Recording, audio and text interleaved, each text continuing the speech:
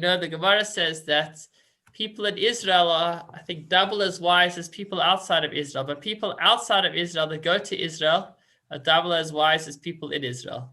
Something like that. I'm 4 times more as wise as anybody else.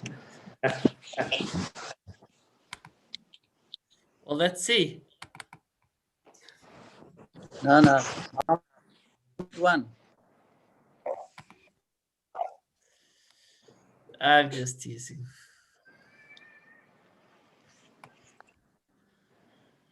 Okay, we'll start with a quick revision since it's been a couple of days. Rav Moshe, good to have you back. Shalom Aleichem. Aleichem Shalom. Okay, we began to learn the laws of Tzedoka, which is in the subsection of proper conduct in the Kitzur Shulchan Aruch. It's section 34 of the Kitzur Shulchan Aruch. We spoke about the mitzvah of Tzedoka and its importance. We spoke about how everybody should give something, how much to give, and according to what the person needs and who else will be helping him. We spoke all about giving 10% of one's earnings. We spoke about giving of one's best. And then who to give to. We spoke about how actually one's own family takes precedence. As long as it's not a little child that's you're obligated to finance, but otherwise your family, your parents, for example, they take priority when it comes to tzedakah. Your community takes priority, obviously provided that you aren't representing the community, because then it's not your personal funds. We spoke about how to give with a pleasant countenance, never sending anyone away empty-handed. Spoke about how when a person says they will give tzedakah, that is considered a vow. Whenever a person says they will do a mitzvah, then that is biblically binding, and therefore one should ensure to give whatever they've committed to give as soon as possible. And finally, we mentioned the idea of if the person that you put the money aside for isn't around, then you would be able to wait till he is around. You could also have a tzedakah account, but although he doesn't mention it in the Kitzur, whatever you're setting aside should end up going to the poor person within the year, so that it's not just accruing in the wrong place. And now let's move on to Halacha Yud Aleph. Here's an interesting halacha. HaKofeh acherim sheyitnu tzedakah u'ma'aseh otan scharo gadol mischar hanoten. The Gemara says that if you persuade others to give tzedakah and motivate them, then your reward is greater than the person that actually gave. As the Torah says, and the worker of charity will be rewarded with peace. And the way it's reading over here is ma'aseh, meaning if you push somebody else to give tzedakah, you will receive peace. And about the treasurers of charity and others like them who collect tzedakah, it is said, those who cause others to be righteous shall shine as the stars, matzdikei harabim kekochavim.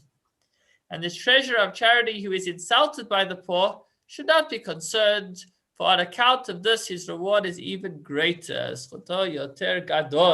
As we know, even Noach had tremendous dedication in looking after everybody on his ark. And nonetheless, he got bitten. He got hurt by the lion. I think the lion bit him for serving him lunch a little bit late. And you might wonder, how could it be? He was so dedicated. So if we're feeling bad, we should know that Noach already came before us. And even when sometimes they say no good deed goes unpunished, when we're doing the right thing, we get flack for it. Nonetheless, it is a tremendous mitzvah, and it is worthwhile investing ourselves in that. So now we're going to speak about different levels of tzedakah, the best way to give, and the second best way to give, and the third best way to give. The Rambam actually lists 8 levels of giving tzedakah. He's not going to specify them as 8, but he's going to run through these different levels. So, Hama'alah hagdolah she'ein lama'alah ha'imena, the highest form of above which there is none in the level of giving tzedakah is to support a Jew who is in bad financial circumstances before he becomes totally impoverished. Such aid must be rendered by giving him an appropriate gift in a dignified manner, or lending him money, or entering into a partnership with him, or helping him find a business venture or craft to strengthen his position so that he does not become dependent on people. So that's the highest form, to actually prevent a person from reaching a point that he needs tzedakah, whether it be through a loan or whether it be through involving him in a business, giving him a job. Concerning this, it is said, you should strengthen him, support him so that he does not fall. Okay, moving other important ways to give tzedakah. A person should take care to give tzedakah as discreetly as possible.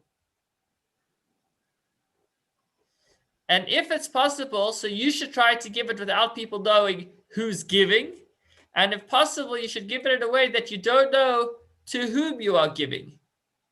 And the poor person does not know from whom he is receiving. This is most commendable. So if both the giver and the receiver don't know, in any event, you do not glorify yourself with the charity you give. However, if you dedicate something to tzedakah, it is permissible to inscribe your name on it as a remembrance. In fact, it is advisable to do so. Now, that said, the main thing is to give.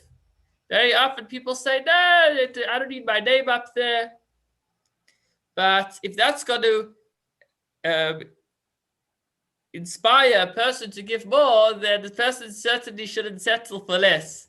Or if that will inspire others to give more. So if, for example, when you go to the cemetery and you see on the wall there, there's the whole wall as you walk into the aisle is full with lots and lots of names. So certainly people are inspired to have their name up there. And in order to do that, they give a lot of tzedakah. So it's an unbelievable tzedakah, chesed shel to give to help with a burial, which is a huge tzedakah. So this is when you're giving either way. If you're giving either way at the same amount, then try to do it as discreetly as possible, unless it will encourage others to give more as well. So it's worth mentioning that. Although the Rambam doesn't mention that, it's quite logical that the main thing is that lots of tzedakah be given. The action is what counts most. And these are all higher levels within that action. In fact, the Gemara says that there was a particular sage that would drop a bag over his back. He'd hang it over his shoulder, and in it he'd leave money, and that way he wouldn't see who was taking. I don't know how it worked with it. I don't know how the system wasn't abused, but that's a story in the Gemara. That's what this particular sage used to do. My father had a story once. He was standing with his father in, I think, Jerusalem, and they just walked out of a store. And they walked out of the store, and my grandfather was just checking that he got the right amount of change. And as he's just checking his change, suddenly some more money dropped into his hand. And he turned around and he couldn't see who it was. And he tried running after it, and the guy was gone. It was probably the most embarrassing moment. He was just counting his change from a purchase. Somebody understood him to be collecting. But the person gave in such a way that within a second, the man was gone. And my father and grandfather were left not knowing. I guess they just gave the money to tzedakah, but not knowing from whom they received it. Okay. One has to be especially careful to help a poor Torah scholar in a dignified manner, meaning the Torah gives special reverence to the support of Torah scholars, of a Talmud Chacham. And if he refuses to accept tzedakah, help him in some sort of business. Because Torah scholars, if they learn it, will typically not want to receive tzedakah. They're not going to want to be dependent on the community. I was reading recently a story about the origins of the town of Lubavitch in Russia. And there was a particular personality by the name of Baruch.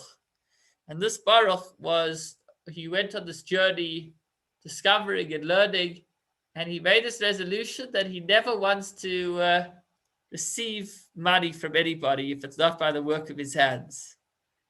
And at some point he sat down to study, and he had collected a little bit of money from the work that he had done until it was depleted. And it describes the way he was so sick, he literally thought he was going to die, but he had this resolution he doesn't want to take. until just then he came across a farmer, and the farmer offered him a job. And he was more than happy to work for the next while so he could once again accumulate wealth. Obviously, it's not, although a person should be discouraged from receiving, obviously we need to make sure that everybody looked after. And a person needs to look after their health. Sometimes a person does need to receive in order to, live. Obviously, if a person's dying, then they shouldn't, then their life takes priority. So even if the Torah scholar refuses to receive, you should kind of help him in some sort of business, sell him goods cheaply and buy his goods at a high price. And if the poor scholar is capable of engaging in trade, lend money to use as a trade, as our sages of blessed memory said, whoever supplies merchandise to a Torah scholar merits to participate in their heavenly yeshiva. And they said all the prophets' predictions of good fortune were said only of one who provides business opportunities for a Torah scholar and gives his daughter in marriage to a Torah scholar. So that is something special about supporting specifically Talmidei Chachamim. Okay, now that said, a person should always avoid taking tzedakah. You should suffer hardship rather than depend on people. And so did our sages of blessed memory command, make your Shabbos like a weekday. Asay Shabbatcha chol, va'al titzarech labriot, rather than be dependent upon others. Even if an honored scholar becomes impoverished, he should find some occupation, even a lowly job, rather than depend on people. So although we spoke my father often likes to mention that the Torah often likes to not speak about entitlement, but rather about responsibility. So when giving, it says that a person should try to give specifically to a Torah scholar. But to the Torah, that's to the giver. But to the Torah scholar, Hashem says, rather a person should get even an undignified job than have to receive tzedakah.